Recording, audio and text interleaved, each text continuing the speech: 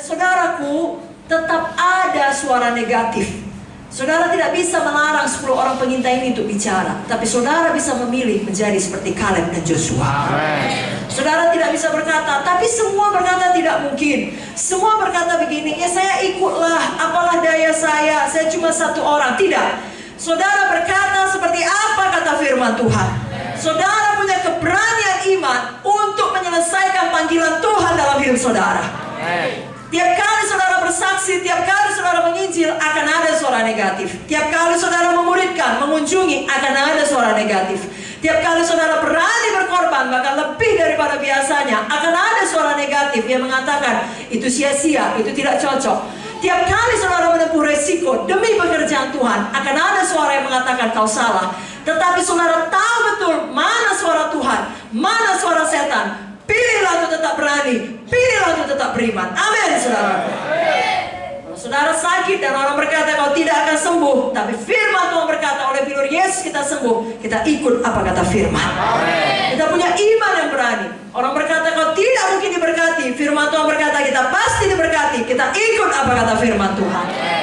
Orang lain berkata tidak usah begitu banyak melayani, nanti kau menjadi aneh. Firman Tuhan berkata ada bagian kita dalam tubuh Kristus, dalam pekerjaan pelayanan, kita ikut apa kata firman Tuhan. Saudaraku, kita punya iman yang berani karena dasar kita adalah ini, firman Tuhan yang tidak berubah. Langit bumi boleh berlalu, tapi firman Tuhan kekal selama-lamanya. Sedangkan ucapan manusia itu selalu bisa berubah. Hari ini dia mendukung kita, besok dia menginjak kita. Jangan andalkan apa kata manusia, seberapa banyak pun, mayoritas pun. Andalkan apa kata firman Tuhan. Firman Tuhan tidak mungkin gagal. Malam hari ini biarlah kita belajar satu perkara. Jangan terganggu apa kata orang. Jangan kecewa bila tidak ada yang mendukung kita ketika kita mau melakukan kebenaran firman. Kita ingat Kaleb, kita ingat Joshua. Kalau orang-orang di Alkitab pun mengalaminya, dituliskan sebagai teladan kepada kita, kita pun mengalaminya. Mereka menang, kita pun menang. Saudara masih ingat kisah Sadrak, Mesak, Abednego? Mereka juga contoh orang-orang yang memiliki iman yang berani.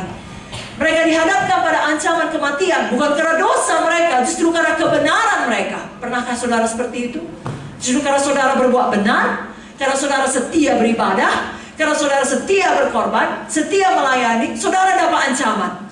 Itulah dialami oleh Sadrak, Mesak, Abednego. Tapi apa jawab mereka? Saya bacakan Daniel 3 ayat 17 sampai 18. Jika Allah yang kami puja sanggup melepaskan kami, maka ia akan melepaskan kami dari perapian yang menyala-nyala itu dan dari dalam tanganmu ya Raja. Tapi seandainya tidak, hendaklah Tuanku mengetahui ya Raja, bahwa kami tidak akan memuja dewa Tuanku dan tidak akan menyembah patung emas yang Tuanku dirikan itu. Amin. Terancam nyawanya, tetap tidak kompromi dengan dosa. Tetap percaya kepada Tuhan. Karena dia tahu hidup di dunia ini adalah sementara, saudaraku. Bagaimanapun, walaupun kita sakit lalu sembuh, Lazarus sendiri yang sudah bangkit dari kematian tetap harus mati pada akhirnya. Dengan kata lain, hidup yang sebenarnya adalah hidup dalam kekekalan. Itu sebabnya mereka tidak takut. Mereka berkata, kami akan tetap ikut Tuhan. Biar contoh teladan dari firman Tuhan, baik mengenai Abraham tadi, bagaimana dia beriman, Kaleb bagaimana dia beriman dan berani, Sadrak, Mesak, Abednego. Malam hari ini meneguhkan hati kita. Seberat apapun masalah, tantangan, problema yang kita alami, kita tetap punya iman, Tuhan akan menolong kita.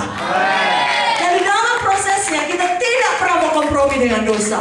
Kita tidak melepaskan keyakinan kita.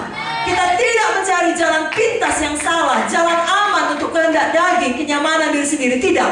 Kita tetap dalam jalan kebenaran, jalan Tuhan, jalan kasih, jalan firman.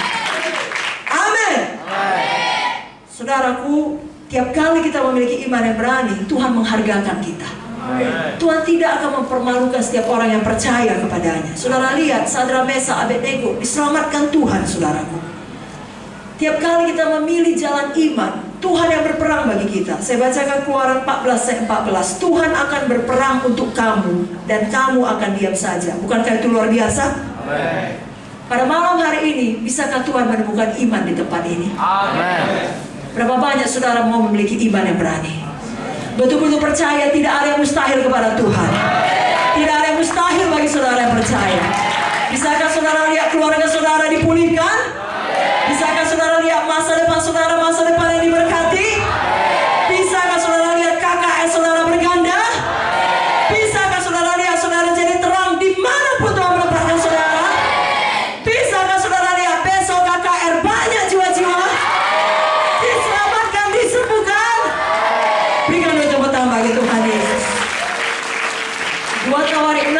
ayat 9 berkata, mata Tuhan menjelajah seluruh bumi, termasuk menjelajah duri pada malam ini. Amen. Untuk melimpahkan kekuatannya kepada mereka yang bersungguh-sungguh hati terhadap Dia.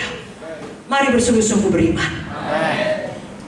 Tapi setelah kita memiliki iman yang berani, sudah berkata, bisa itu dilakukan. Bisa saya mendoakan jiwa sampai sembuh. Bisa saya buka KKS di daerah baru. Bisa saya diberkati. Bisa penyakit ini sembuh. Bisa kebangkrutan ini menjadi berkat. Dan seterusnya dan seterusnya. Bisa saya sampai pada panggilan Tuhan. Setelah saudara punya iman yang berani, perhatikan baik-baik. Saudara juga harus punya iman yang tekun. Mari angkat tangan saudara, katakan, saya punya iman yang tekun. Katakan kuat-kuat, ketekunan iman. Amin. Karena kalau kita ingat juga kisah Joshua dan Kaleb tadi, setelah mereka beriman, mereka bisa masuk tanah Kanaan dan mendapatkan warisan hak mereka atas tanah perjanjian tersebut. Tidak langsung itu terjadi, dibutuhkan waktu. Tetapi tiap kali Tuhan berjanji dan kita punya iman untuk janji Tuhan itu, pasti digenapi. Berapa lama pun waktunya, pasti digenapi.